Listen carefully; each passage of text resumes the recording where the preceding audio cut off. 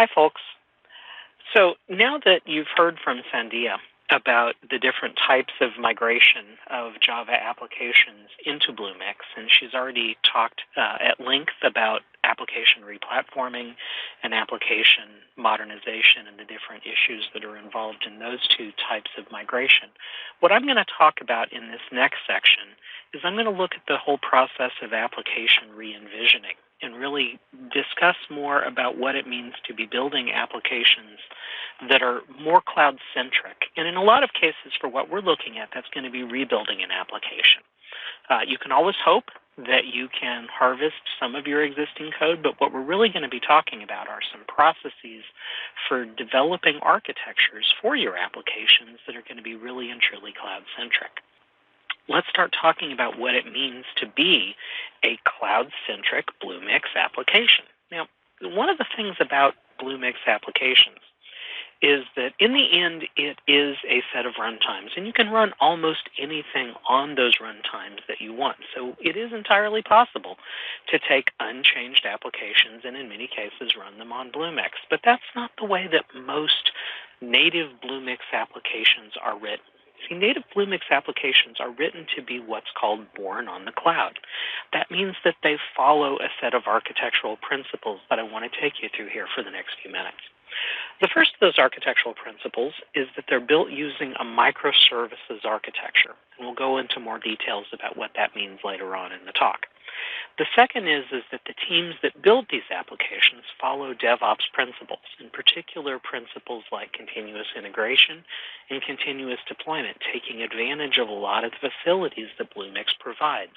And again, as we specifically start talking about the services that Bluemix provides and how that fits into your architectural decisions, we'll talk more about how that works. And then finally, your Bluemix applications are going to be built following or in accordance with the 12-factor.NET rules. And we'll quickly go through some of those and describe what those are as well. But you have to understand that it's not just that those three rules are being followed to really be a born-on-the-cloud Bluemix application. You see, born-on-the-cloud applications also have a couple of other specific things that are kind of derivatives of following these previous principles. The first is that born-on-the-cloud applications generally tend to have shorter lifetimes. New versions tend to come out very, very quickly. This is in accordance with the practices that I was talking about earlier from DevOps of continuous integration and particularly continuous delivery.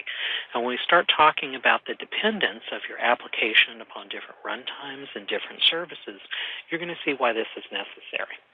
And then finally, and this is really going to get into a lot of the decisions that you have to make as how you're going to be building your application. Born-on-the-cloud applications are generally built by using the principles of what are called polyglot programming and polyglot persistence. Polyglot programming is the simple idea that when you're building an overall application that may be built out of multiple different parts that come together to form a logical set of functions, you don't necessarily have to build the entire end-to-end application in the same programming language. So you can use the programming language that's most efficient and most effective at any particular problem that you're trying to solve.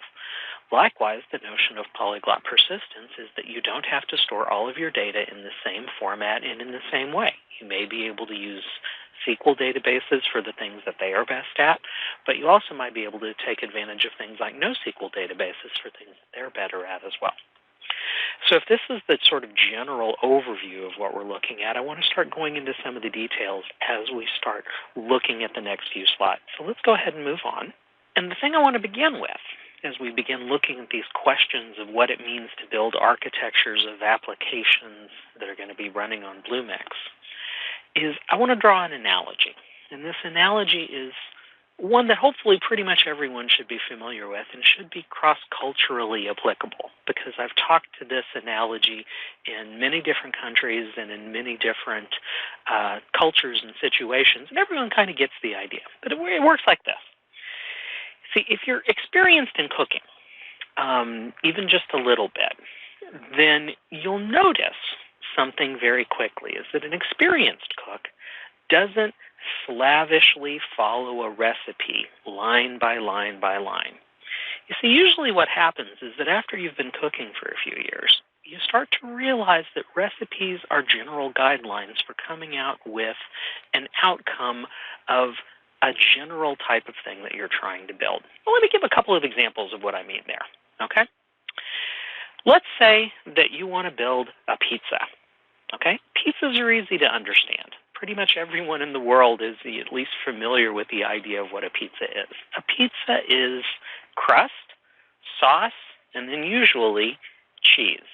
Now, there are lots of different variations that you can do to a pizza, and different cultures and different countries do this. So, for instance, in Europe, it's very common to crack a raw egg onto a pizza before it goes into the oven, and then the egg becomes part of the pizza as it comes out.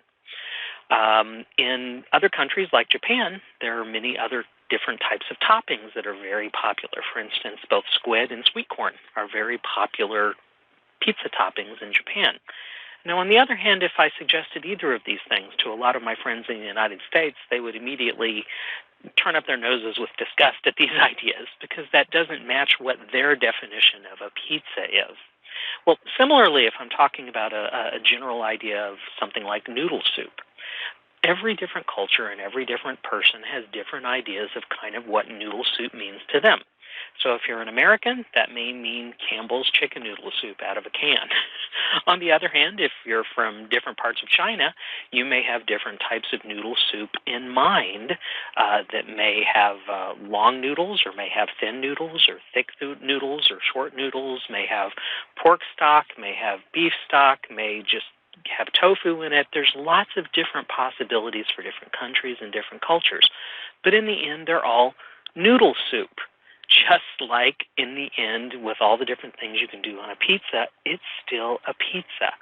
This notion of having a general idea with lots of different variations on it is something that we have found to be true of Bluemix applications, that there are millions of different combinations of ways that you can build things. But in the end, there's only a few recipes of it. So let's take a look at those recipes and see what they look like. What we have found as we have built a very large number of Bluemix applications with our customers, and we've sat down and we've surveyed an even larger number of these Bluemix applications that have been built by other groups like Sandia's and by the development teams and lots of other developers from the IBM and many other companies, is that what we've discovered is that really there's only pretty much three general types of systems that get built on Bluemix. And you see, this has allowed us to conclude that most Bluemix applications are going to fit roughly into three different recipes. Just like you have recipes for pizza and noodle soup, you've got recipes for Bluemix applications. And the recipes are not surprisingly matches to the general kinds of recipes of applications that we see on the cloud in general. And that is the idea of systems of record, systems of interaction, and then systems of insight. Within each recipe, what we found is that there's a repeating set of things that get composed together that show you how to combine a particular set of runtimes with a particular set of what I'm calling core services. And we'll discuss what those core services are later. Now, what I'm going to have to introduce you to is a little bit of notation, just like when you're reading a recipe in a cookbook for the first time, you have to understand, the symbols for, an ounce or 100 grams or a quarter of a cup or, something like that. I'm going to have to introduce you to some notation as to how our recipes are expressed. The idea is that things that are going to be common across all instances of a recipe, we're going to show here without brackets. But then again, sometimes you can get variations that are included in brackets, and these are optional things. Again, think about a pizza being sauce, crust, and cheese, but all the different toppings being optional. Well, the toppings would be in brackets. So if you think about the three different recipes, what we found is that the first idea is this notion of what we call a system of interaction recipe. And this is probably the most common that we've seen across a very large number of Bluemix applications. Systems of interaction are the ones that have direct user interfaces that systems are going to be representing information to a user. A user is going to be working with that information, maybe making some decisions off of it, and then responding back. Okay? These often have GUIs that could be done as mobile applications, or they could be done as web applications, and these are different subtypes that we'll see later. But a system of interaction recipe is really simple. At its heart, most of them just have a Bluemix runtime, like a Java runtime or a Python runtime, and one or more data stores. Optionally, they can have other things added onto them too, and we'll talk about what those optional things are later. But one is the notion of a gateway, which is a way of getting data in and out of the Bluemix environment, and then sometimes a data movement tool, which is the idea of being able to change data or move data from one place inside Bluemix to another place inside Bluemix. But systems of interaction are not the only types of systems that you build. Let me skip down a little bit and talk about another common one. Sometimes, not as often as you get systems of interaction in Bluemix, you just want to be able to have an application that creates a record of something. Well, think about the idea of just making a bank deposit. Really, when you're doing that, all you're doing is create a record of something. More commonly in Bluemix might be something like, well, I want to create a survey response and store that survey response, or I want to be able to do a lookup of some information that someone has previously stored from a survey response or something else like that, perhaps in an insurance application.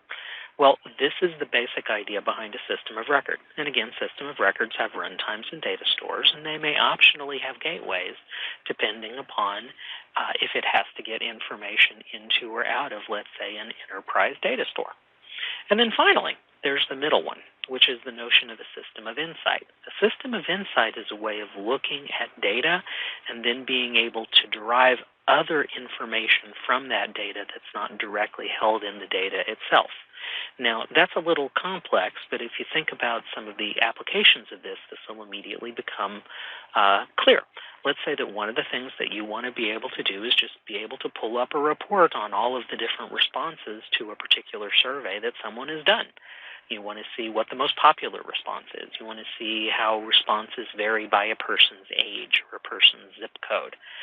That kind of reporting is a way of getting information out of the data, of obtaining insight from the information itself. Likewise, you could be doing much more sophisticated type of statistical analysis using a tool like Hadoop or using a tool like Apache Spark. All of these kinds of things are systems of insight. And so there you would combine not only your runtime and your data store, but an analysis tool like Hadoop or like Apache Spark or perhaps like embedded reporting to the runtime in the data store. And then finally, you may have a visualization on top of it, a visualization being a way of showing the user this information that has been derived out of it and perhaps displaying that as a set of graphs or building a set of PDFs or even just showing a tabular report on the screen. So if this is the basic idea, and in fact, as I've said, many of the applications that we've seen in Bluemix just very easily fit into one of those three general recipes. What we found is that that's not all there is to building and designing an application in Bluemix. It's the core of what it is. But there's a couple of other things that you have to learn too, because there's this notion of what we call ecosystem services that can be added on top of your core recipe services to kind of help the application fulfill its functional and non-functional requirements. And we'll talk about that as we get on to the next few slides. The first thing I want to look at, though, as we move on to the next slide, is a bit more explanation of what I meant by this notion of core services. Because remember that every single recipe that we looked at had at its heart this idea of a runtime and one or more core services that fit in different categories. Well, let's talk about the basic ones, data stores. So for data stores, Bluemix has a lot of different options that we'll look at in detail later for both SQL and NoSQL options. And there's going to be different situations under which you'd want to choose each of those. Earlier, we also talked about the notion of analysis tools, and I listed out a couple of examples like analytics for Hadoop and Apache Spark, but there are several other more specialized ones for things like geospatial analysis and streaming analytics and even predictive modeling, if that's the kind of information you want to try to derive out of what you've seen in the past to be able to predict the future. When we were looking at data movement, there's also the questions of augmentation and validation. So it's not just moving your data between different parts of Bluemix, which you can do with the data work service, but also you may want to translate the data, for instance, using something like Watson Natural Language Translation. And then finally, there's this question of gateways, getting things in and out of the Bluemix environment. That is where tools like the Secure Gateway and the API management systems that we have in Bluemix are going to be able to help you gain access to things that are outside. But there's also more specialized movement tools, things like the IoT gateway, which is specific to information and MQTT coming in from the IoT Foundation. There's also Twilio for being able to communicate to, let's say, phone systems and SMS texting. And then there's finally for email things like SendGrid. So all of these are just different ways of categorizing the service to allow you to think of it in terms of, well, what is the data that I'm trying to move, and how am I trying to move it, and what are my different options for being able to get this data in and out of the various places that I need to as I'm building out my recipe. Okay? So let's move on and talk a little bit more about how this whole process works. One of the things that we found is that as we started surveying all these different types of applications and figuring out how they fit into the three recipes, is that sometimes you get some common subtypes of recipes. And again, these aren't going to come as a lot of surprises to people who have thought about this in any depth. So for instance, one thing I've already mentioned is this notion that if you have a system of interaction, there's at least two different types of system interaction you might build. One would be a web system of interaction, to where you're building essentially web pages, and those may be any combination of HTML, CSS, JavaScript, any of the above, or mobile systems of interaction, which may be hybrid applications built on those same technologies, or they may be native applications that are simply communicating to a backend that's built in Bluemix. Well, if you're in a web system of interaction, you may possibly use some very specific services that are only useful in web systems of interaction. Let me give you a couple examples of that. That may be things like session caching. Session caching is really only useful if you're building Java applications that are going to have HTTP sessions. If you are going to do that and you need to do scalability, that's a wonderful service to be able to give you that ability to have your sessions survive the failure of one or more of the different instances of your application. Likewise, single sign-on, to be able to do sign-on through application protocols like OAuth is another useful thing that you might be able to use in a web system. But on the other hand, if you're building a mobile system of interaction, there's going to be some very specific services that you could use there, things like push notification or mobile quality assurance to be able to capture information about crashes of your native application, or even the mobile-specific security services that we have. So what you're starting to see is that you have that basic recipe that says, oh, I'm building a system of interaction. I need to pick a runtime in a data store. And then you may get this other layer of services around it that are specific to the subtype. Likewise, if you're doing Internet of Things systems of record, we often see that you're going to use the IoT gateway. And then finally, when you're looking at systems of insight, we've seen that there's at least two different cases of those. One of them is going to be what we're calling historical systems of insight, which are using techniques like table pivoting that are available through systems like DashDB to be able to look at lots of data and be able to do analysis of data that's coming in on the past. Whereas on the other hand, there's what we call real-time systems of insight that allow you to be able to use techniques like streaming analytics or Apache Spark to be able to process data that streams in as it happens. So this is, again, giving you an idea as to just kind of understanding the classification of your system can help you to determine what services you're going to use to build your system. And that really gets to what we're trying to show in the next slide. What we've shown, and what I've really been hinting at, is that you build up your Bluemix application architecture through layers. And the first thing you have to do is classify your application and figure out what you're building. And that is going to help you select your recipe, and your recipe is going to help you select your core services. Then, depending upon what subtype you have, like let's say a web specific system of interaction or a mobile specific system of interaction, that may help you choose a set of recipe-specific ecosystem services. And I give you some examples here specific to, let's say, mobile security, which is over here on the right above the recipes. Okay? On the other hand, though, that's not the only set of services you have. Those are really going to be specific to helping you build the functional attributes of your application. There's still the whole question of how your application gets built and how your team works together and how you move your application through the different phases of the software development lifecycle. There's also questions of how you do things like validate your application and verify the performance of your application. That's where we get to the final outermost layer of services, and we simply call these general ecosystem services. Now, to give you a couple of examples from that, let me take one from the DevOps side, which is the track and plan service.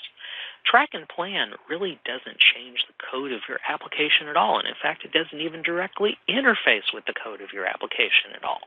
What track and plan does is it helps you track different aspects of work as they move through your team so that your team can be organized to help build your application. Likewise, some of the different security services that we have really aren't about connecting into your application at all. They're about analyzing the code of your application to find out if you're following security best practices. Finally, if you look at some of the performance testing and monitoring tools at the bottom, again, they don't directly interact with the code of your service at all.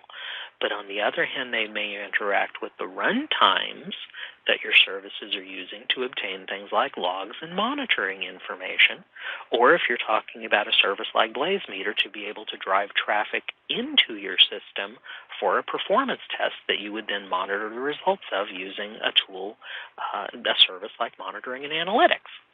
So essentially what you're getting here is a layered approach to building your application. And that really gets to kind of the set of steps that you would follow to do this that we'll look at in the next couple of slides. If you think about this notion of a recipe as just giving you some hints on how to construct your application, that's giving us just enough information to be able to know where to get started. Likewise, the recipe-specific ecosystem services are going to give you the things that are helpful for one or more different subtypes of recipes that you're using. And then finally, the ecosystem services, the general ecosystem services, are going to give you things that are going to be more generally helpful for anything that you're doing. And we give several examples here, just like the examples that I gave on the previous page. But again, you want to be able to look at that enormous catalog that Bluemix provides through this lens. Think about it as being something that you're building iteratively and incrementally. And that really gets to what we're showing. You see, the approach that you need to take when looking at building applications in Bluemix starts with the basic question of figuring out what recipe your application fits in. You start at the core of that set of concentric hexagons. The first thing you want to understand is what recipe does your application fit into, and then what subtype out of the different subtypes does your application fit into. That's going to help you understand what the basic set of services that you're going to need to implement your application are. Then what happens is you build the next set of things out in an iterative way, and you only add those outer two layers of services in later iterations as you need them. So first of all, you'd start off with building your core. Now, your core may just start off with a runtime and a data store, and all you may do there is, let's say, build a unit test to build out your first microservice, and we'll talk about how to build that later, and store it in a database, and that might be enough for your first iteration. Well, then you'll want to build that out farther and farther, and it's in those later iterations that you'll determine questions like, do you need these recipe ecosystem services to implement something like, let's say, a push notification to a mobile application? Well, once you've got data in the database, you could then push it out to your mobile applications when some event happens, and that would be the next iteration of things that you would add on to it. And then finally, as your team starts growing and your code base starts growing, that's when you're going to start using these other general ecosystem services to help either fulfill some of the NFRs of your solution or to be able to essentially move your team forward in a particular way. And we gave the example of things like track and plan and monitoring and analytics, but it could also be, some of the security services or some of the other DevOps services like the DevOps pipeline that really become needed as your code base starts to grow and as your team starts to grow and you start to integrate together the activities of multiple people in your team. Okay? So what that has given you is essentially an approach to be able to break down your application and then be able to just get a handle on the vast catalog of things that are available in Bluemix for building your applications in a born-on-the-cloud, Bluemix-centric way. Now, what we're going to cover in the next few slides are going to be some things that are going to build on this basic framework that we've just laid here. And what I'm going to talk about is the notion of choosing core services. So what we're going to look at are some of the differentiations between the different core services and talk about how those work and talk about when you'd want to choose one versus the other. So let's begin with the first slide in that section, which is about the whole notion of polyglot persistence. Now, earlier we talked about the basic notion of what polyglot persistence is. It's the idea that you don't always, across your entire business application, have to store all of your data the same way in the same data source. Instead, because you may have the opportunity to store different kinds of data in different parts of your application, you may not always want to use something like a SQL database for every aspect of your application. You need to be a little more open-minded and be able to look objectively at both SQL and NoSQL options because they're categorized in different ways because they serve different purposes. Well, in Bluemix, we do have a number of different possibilities for storing NoSQL databases. Now, the first one that I would want to look at, that you probably want to first consider as you're picking your different options, is Cloudant. Cloudant is IBM's high-performance JSON document database. Now, by a document database, I mean just that. It stores JSON documents. That's the primary data format that it's going to be storing. And if you don't have data that's natively JSON documents, it might not be the best match. But on the other hand, for many types of things that you're building, that's perfectly fine. One of the great things about Cloudant is we have built-in high-performance support for MapReduce, and that makes it useful in almost any type of NoSQL situation where the data that you're storing is, like I said, natively in JSON, or JSON's not a difficult thing to convert in or out of. So let's talk about some of the other situations that you might use, though. You see, Cloudant is great because it's a document database, and there's lots of situations where essentially what you're storing are JSON documents. So back to my example of, let's say you're doing a survey response. Hey, that's a JSON document. That's terrific. An insurance policy? Again, that might be a document, so that might be something that you'd want to store in Cloudant. But let's say that what you're storing is something that's a lot simpler than that. It's just something like a key value, and all you're really doing is just wanting to, say, do a lookup of a particular very short value that may be, the information that's stored that's the equivalent of an HTTP session that you want to be able to look up based on a simple key, like just a number. Well, then you're looking at a different type of database, not a document database, but what's called a key value store. And a common key value store that we often see people use is Redis, and that's available from IBM through our Compose acquisition. So Redis is a BSD licensed key value store that's really good for these kinds of simple key value lookups. So things like, just storing session information, storing information for leaderboards for games. If you think about it, rank, person, and score. That's really simple. And even just ranking documents. If again you're just trying to store things by some simple key, that's really easy to do with Redis. Now, on the other hand, if you want other options for being able to store documents, one possibility that you could look in that's very common in the open source community that a lot of people use is MongoDB by Compose.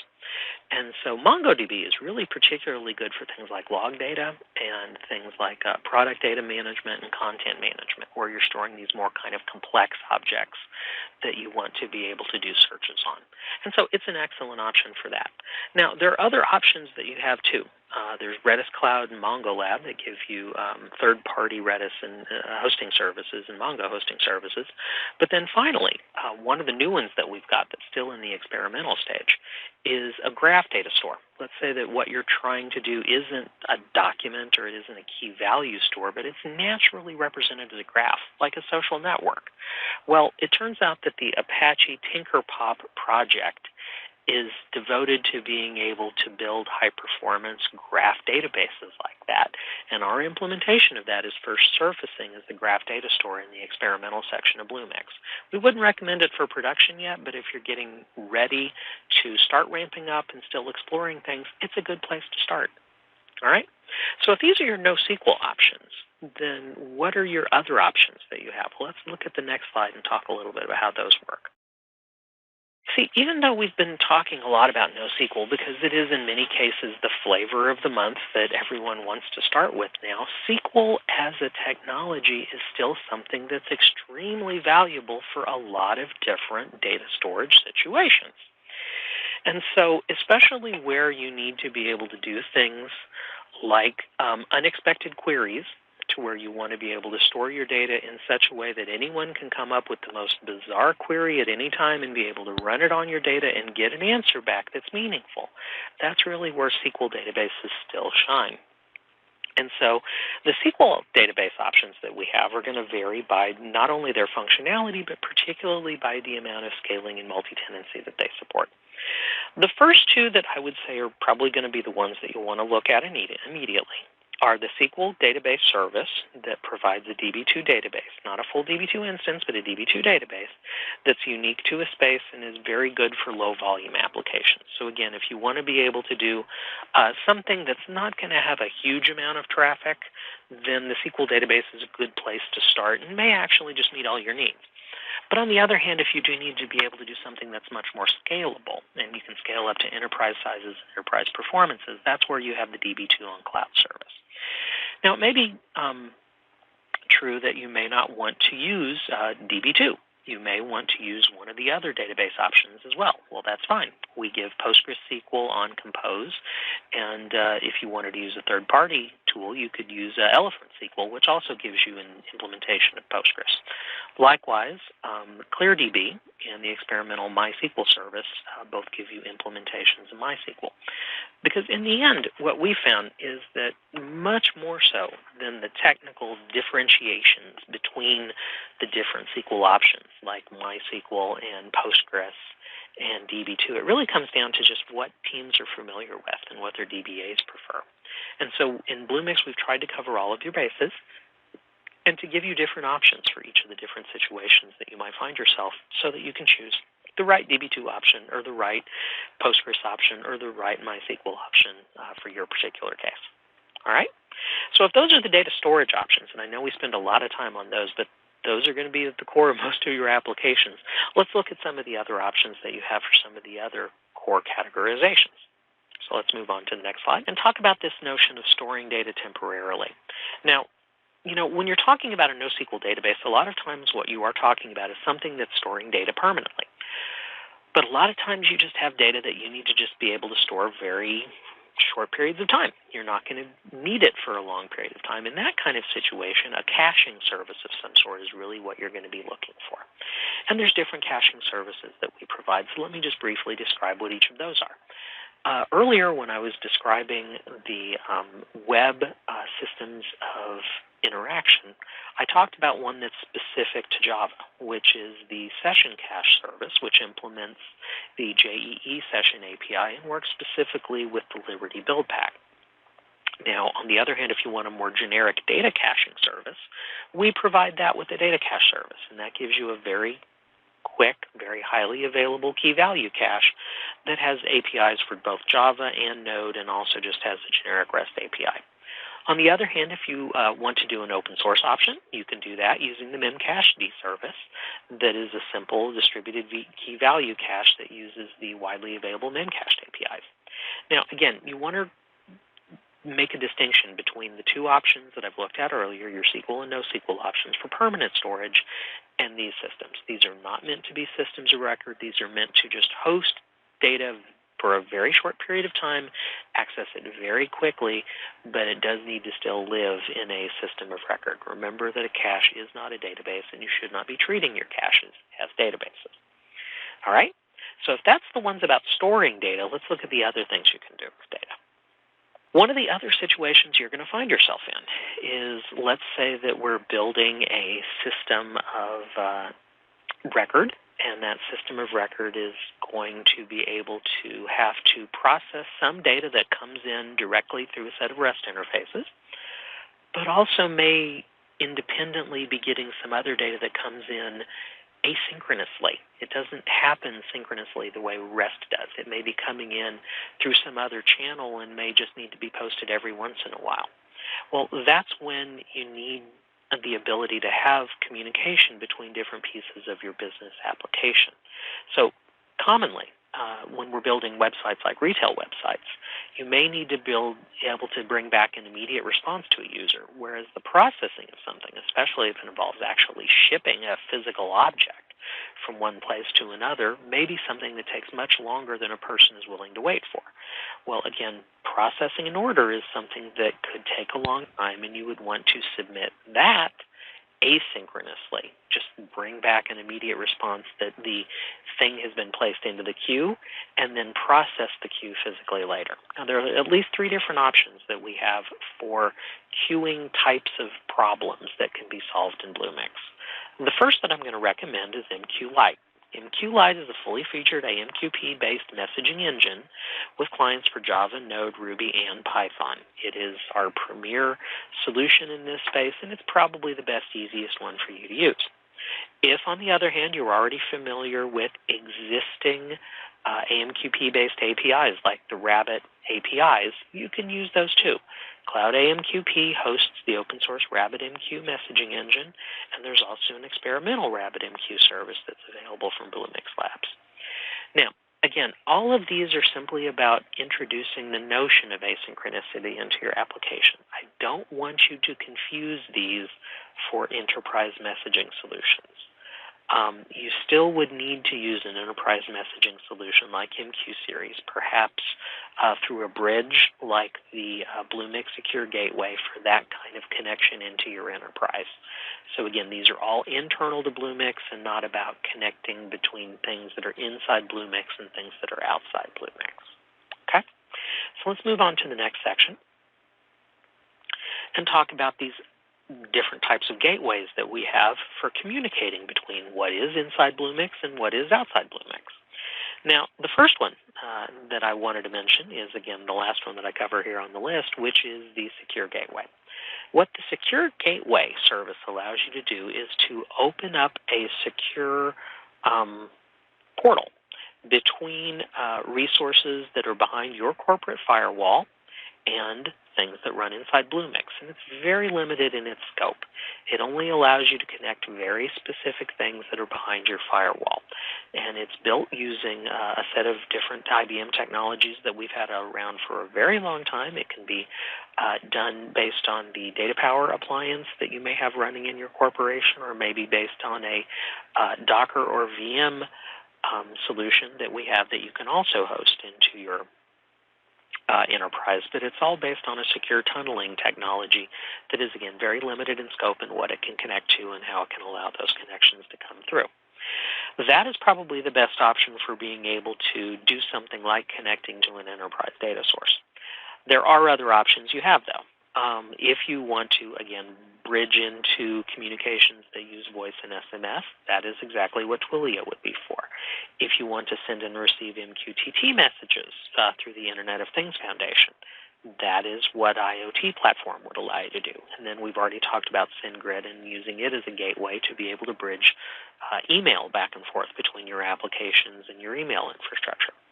Well, then there's the question of API management. API management is allowing you to create Bluemix services from existing APIs in your enterprise, and then to be able to manage the use of those APIs. So it may be that you're creating new APIs in Bluemix that you want to then expose to other Bluemix applications, or more likely you have existing things in your enterprise that you want to be able to gain access to through the secure gateway and then expose to your Bluemix applications through API management. And that's a really common situation that we see time and time again. Okay, let's move on to the next slide and talk about this last question of sort of, well, how do I get my data in and out, and how do I change my data as it flows between all these different options for storing data and dealing the different things to it that we've seen? Well, there's several different options you have here based on, again, the type of data that you're actually wanting to manipulate. Let me give you an example. A really common situation that we see lots of times in retail applications or in applications that involve people searching for physical objects is one where you're going to have to convert a GPS coordinate to a physical address or vice versa.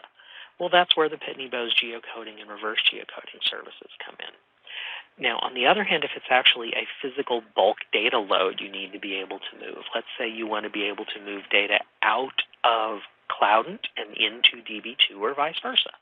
That is exactly what DataWorks allows you to do. It allows you to move data from one database to another, and it also has some validations built into it. Like, for instance, one of the things it can do is validate postal addresses. So it may be that the first thing you do is you convert your GPS coordinate that you're getting from your mobile application into a postal address, which you would then want to validate to see if that's an inhabited postal address. Okay? The next thing you would want to do then is think about, well, what about converting not just from one type of data to another type of similar data, but perhaps converting the content of your data from one natural language like English to another one like Mandarin Chinese. That is what Watson Natural Language Translation allows you to do. Okay? Now, then finally, while we're already talking about this idea of geolocation and, converting from GPS coordinates to physical postal addresses, one of the other things you might want to do is think about that in a much smaller scale. What about inside of a building, inside of a sports arena or inside of a retail mall?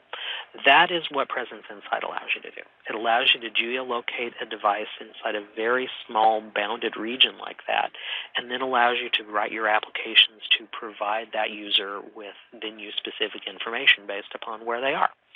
Now, on the other hand, if you're moving within a larger bounded area, let's say something the size of a park, or something the size of a neighborhood, that's where geospatial analytics would enable you to be able to get MQTT notifications whenever a device moves into or out of a different bounded area like that. So in any cases, what you really want to do is you want to think about these as being pipes or filters in a data pathway. They're not going to be the end state for your data. They're different ways of getting data from one place to another or converting it as it flows down the pipeline. So again, think about this notification coming from your mobile application that is encoded originally as a GPS coordinate. You would flow that into the Pitney Bowes service. You would get a different piece of information out in terms of a postal address. You would flow that into, let's say, DataWorks to validate it. You would get back, a validated address out of that, and then you may even flow that into something else or even just store it in one of the database options that we've looked at. That's what we mean by a pipes and filters architecture. It allows you to just think about how you structure the various pieces of your application together to be able to take advantage of these kinds of services. Okay? And with that, we are done with our survey of all of the different types of services that you have when you're building applications with Bluemix. And we've also, at this point, finished out our discussion of what it takes to really move your applications and re-architect them from their existing designs and the existing assumptions that they have into the new assumptions that a born on the cloud architecture are going to have, to where one of the biggest changes is you're going to be able to take advantage of all these services. You're not going to have to write everything on your own, and that is going to make you much more productive, and it's going to make your jobs just an awful lot easier. So with that, we're going to close things out, and we thank you very much.